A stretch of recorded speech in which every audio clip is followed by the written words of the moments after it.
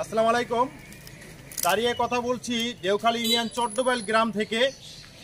এইখানে গতকালকে রাত্রে এইখানে একটি বাড়িতে আগুন লেগে যায়, যে বাড়িতে আমি দাঁড়িয়ে আছি রাত 12টায়, এবং আগুনে প্রায় সব কিছুই পুড়ে যায় বাড়ির যা ছিল।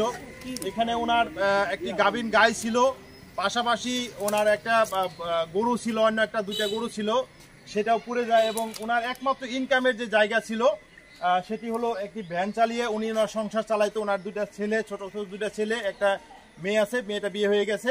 এখন স্ত্রী এবং সন্তান নিয়ে সে তার এই কর্মের মাধ্যমে সে চলাফেরা করে। কিন্তু এই ভ্যানটি পুড়ে যাওয়াতে সে এখন মোটামুটি সর্বশান্ত হয়ে গেল। এই যে মালিক ভাই, এই মালিক ভাই হলো এই যে বাড়িটা, তা মোটামুটি তার যা দেখতেছেন সবই শেষ হয়ে গেছে। তাই এই যে উনার এখন ভবিষ্যতে কি করে চলবে, কিভাবে খাবে, অথবা তার ইনকাম কি করবে, অথবা এই বাড়ি ঘর তো এইভাবে থাকা যাবে না, অন্তত তার মাথা গোদায় ছাই হিসাবে একটু ঘর তুলে থাকতে হবে। তাই যদি দেশে বিদেশ থেকে কেউ কোনো সহযোগিতা করতে পারেন করবেন। বিশেষ করে এই সামনে উপজেলা নির্বাচন, এখানে উপজেলা চেয়ারম্যান, উপজেলা ভাইস চেয়ারম্যান, মহিলা ভাইস চেয়ারম্যান অনেকে দাঁড়াইছেন। যদি কেউ পারেন এই মালিক ভাইয়ের পাশে একটু দাঁড়াবেন, তার যে ইনকামের যে ব্যবস্থা সেটা যদি পারেন একটু করে দেবেন। এতে আপনারা সহানুভূতি পাবেন, পাশাপাশি সওয়াবও পাবেন, এবং আপনার এই উপকারের জন্য এই পরিবারটি হয়তোবা কিছু করে খেতে পারবে। এই দেখেন, এই হলো আপনার এই গরুর যে ছিল চার, এটা কিছুই নেই অবশিষ্ট। আমরা এই মালিক ভাইয়ের পরিবারের জন্য সাহায্যের জন্য আমরা একটা বিকাশ নাম্বার দিয়ে দেবো এই পরিবারের। যদি আপনারা পারেন এই বিকাশ নাম্বারের মাধ্যমে দিবেন। আর যদি কেউ স্থানীয়ভাবে থাকেন তাহলে যদি পারেন কেউ নগদ কিছু দিবেন।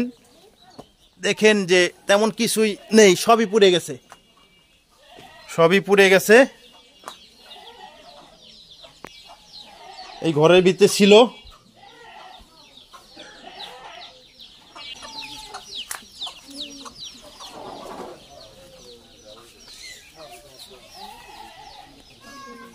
যদি কেউ পারেন দেশে বিদেশ থেকে অবশ্যই একটু সহযোগিতা করবেন। এমনকি এই কর্ম করে এই ভ্যানটার মাধ্যমে সে কর্ম করে খেত, যেহেতু ভ্যানটা পুড়ে গেছে এবং অন্যান্য জিনিস তো পড়ছেই। যদি কেউ একটা ভ্যানও তাকে কিনে দিতে পারেন, হয়তোবা সে এই ভ্যান দিয়ে রুজি রোজগার করে কর্ম করে সে হয়তোবা ফ্যামিলি নিয়ে চলতে পারবে। আর যদি কেউ এতটা না পারেন, অল্প কিছু সহযোগিতা করলে সে হয়তোবা একটু ঘর তুলে অথবা অন্য কিছু করে চলতে পারে। বলার আছে আমার এখন চলার মতো কিছুই নাই, সব শেষ। এখনো মানুষের সহযোগিতা না হইলে আমি আর দাঁড়াই থাকতে পারতেছি না। আর ইনকাম ছিল এই ভ্যান চালাইতাম, এইটাই ইনকাম ছিল, আর কিছু ইনকাম না।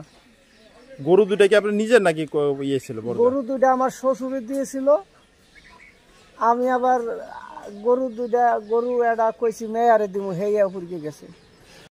মাটি দেওয়া হয়েছে, গন্ধ কবর দেখে আমার বাইশটা বুঝতে মাটি দিয়েছে। ওই গরু দুটা এখানে মাটি দিছে।